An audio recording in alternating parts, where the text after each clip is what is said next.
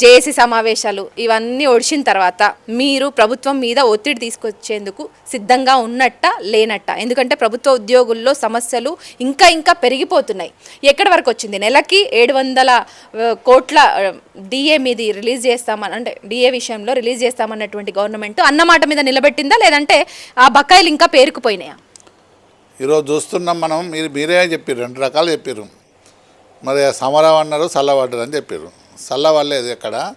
మేము ఆ రోజు సమరం అన్నందుకే సీఎం గారు కోసుకున్న ఒక పైసలే అన్న సీఎం గారే ఇలా 4000 కోట్లు మాకు ఇచ్చిన సందర్భాన్ని ఇలా గుర్తు చేస్తున్నా. 2 డిఏలు విడుదల చేసిండు. ఆ రోజు లిఖితపూర్వకంగా ఇచ్చిండు. ఒక డిఏ ఇచ్చిండు. ఒక 6 నెలల తర్వాత ఇంకో డిఏ ఇస్తున్నారు. మొన్న 12th డేట్కు ఇవాళ డిసెంబర్కు ఇంకోటి డిఏ కూడా ఇవ్వాలి. ఇవాళ సిఎస్ గారిని అలాగే ఫైనాన్స్ నా సుల్తానీ గారిని కలిసినాం. అలాగే బట్టి గారు ఉప ముఖ్యమంత్రి గారు కలిసినాం. అది ఆటోమేటిక్గా 2వ డిఏ ఇవ్వాల్సిందే. మరి ప్రభుత్వాన్ని కూడా మేము అడిగినాం. ఎక్కడ రాజీ పడలేదు. ఆ డిఏల విషయంలోనైనా కానీ, పెండింగ్ బకాయిల విషయంలో కానీ. వాస్తవానికి ఆ రోజు మనం సమరం అన్న సందర్భంలో 15 డిమాండ్లు వాస్తవానికి ఒప్పుకున్నది ప్రభుత్వం. ఆ 15 డిమాండ్లలో ఇలా 2 డిఏలు ఒకటి ఉన్నది. నెలకు 700 కోట్లు ఇలా ప్రభుత్వం కూడా మన ఇస్తానని చెప్పినప్పుడు 700 కోట్లు కూడా కొట్టి ఇలా 4000 కోట్ల దాకా వచ్చేసింది. ఈ నెల కూడా మళ్ళీ 700 కోట్లు కొట్టాలని చెప్పినాం. ఎన్ని కొట్టినా ఇంకా డ్యూస్ ఇంకా ఉంటూనే ఉంటుంది. ఎందుకంటే నెలకు రిటైర్డ్ అయిపోతారు. మరి సరిపోతలేవు. నెలకు 1500 కోట్లు కూడా కొట్టాలని మొన్న సిఎస్ గారిని కలిసి ఇవ్వడం జరిగింది. వాస్తవానికి సమస్యల గురించి కొట్లాడుతున్నాం. మరి ఎలక్షన్ నోటిఫికేషన్ వచ్చి ఎలక్షన్ నోటిఫికేషన్లో కొంచెం ఆగిన మాట వాస్తవమే. ఎందుకంటే మనం ప్రభుత్వ ఉద్యోగం ఎలక్షన్ డ్యూటీ చేయాలి. ఇది ఎలక్షన్ అయిపోయినాక చేస్తామని చెప్పినాం. అలాగే జాయింట్స్ ఆఫ్ కౌన్సిల్ సమావేశాన్ని కూడా ఏర్పాటు చేయాలని ఈరోజే మనం చీఫ్ సెక్రటరీని కలిసినప్పుడు వచ్చే నెలలో ఫస్ట్ వీక్ని జాయింట్స్ ఆఫ్ కౌన్సిల్ సమావేశం ఏర్పాటు చేసుకొని హెల్త్ కార్డు మీద కూడా 30 నాడు మీటింగ్ ఉంటుంది. మీ 30 నాడు దాదాపు 30 29 ఉంటుంది. అది కూడా హెల్త్ కార్డు మీటింగ్ పెట్టేసి జాయింట్స్ ఆఫ్ కౌన్సిల్లో హెల్త్ కార్డు ఇచ్చే ప్రకారంగా ఇలా ప్రభుత్వాన్ని దాదాపు ఎప్పుడు ప్రశ్నిస్తూనే ఉన్నాం. మీరు చూస్తున్నారు ప్రతి ప్రెస్లో మీరు చాలాసార్లు వచ్చిన సందర్భాన్ని చూస్తున్నాం. అన్నిట్లలో మేము గట్టిగానే మాట్లాడుతున్నాం. ఎక్కడ రాజీ పడ్డది లేదు. కానీ ఉద్యోగులలో ఒక భావన అయితే ఉన్నది.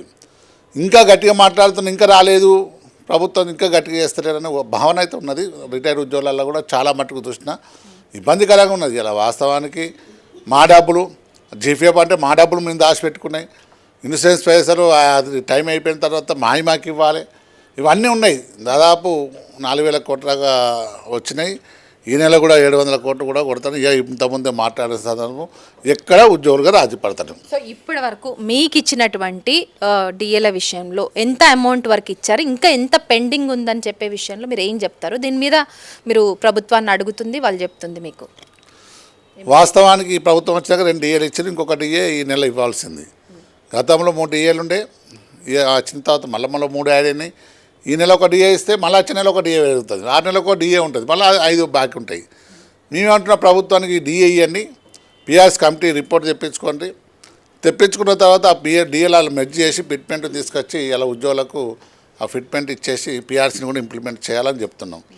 మరి ప్రభుత్వం అయితే వాస్తవానికి మాతో మాట్లాడుతుంది. ఒక సానుకూల స్పందనే ఉన్నది. కానీ ఇలా పరిస్థితి ఉద్యోగుల అంటే ప్రభుత్వ పరిస్థితి ఆర్థికంగా ఇబ్బందికరంగా ఉన్నది కాబట్టి ఇవ్వలేకపోతున్నాం. ఎన్ని రోజులు ఇలా 2 సంవత్సరాలు ఓపిక పట్టినాం. ఓపిక పట్టే పరిస్థితి లేదు. ఇలా ఉద్యోగులకైతే జీతం ఇవ్వాలని మ్యాండేటరీ.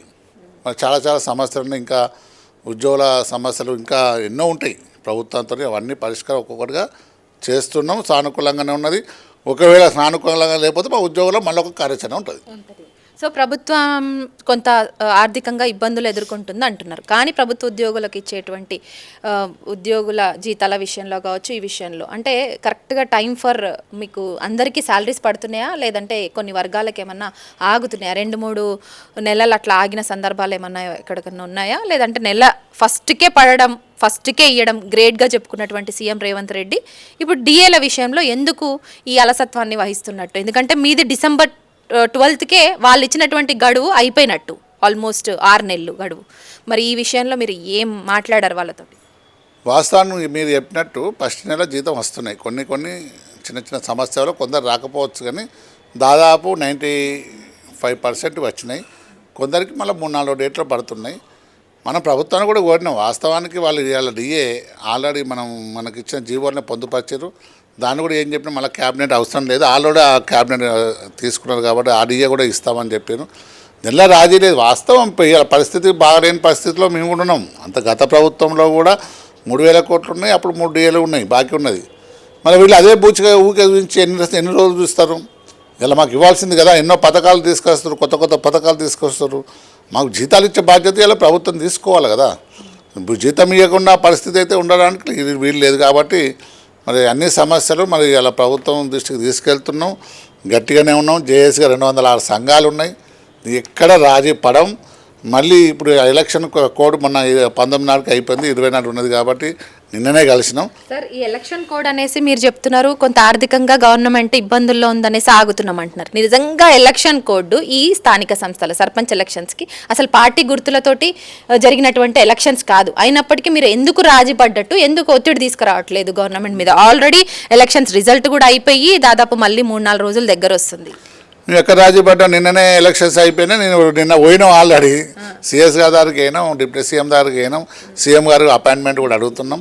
ఎక్కడ రాజీ పడి ఎలక్షన్ కోడ్ పార్టీల పరంగా గుర్తులు లేకున్నా ప్రజలకు ఒక వేరే రకంగా ఆలోచించే శక్తి ఉండాలి. ఇక సర్పంచ్ గోల కోటేయాలని ఉంటుంది కాబట్టి ఆ సమయంలో మనం డైవర్ట్ చేయొద్దనే ఉద్దేశమే తప్ప మా వాళ్ళు కూడా ఎలక్షన్ డ్యూటీ పెడతారు. సక్రమంగా ఎలక్షన్ డ్యూటీ చేయాలని, ప్రజలకు ఇబ్బందికరంగా చేయకూడదు.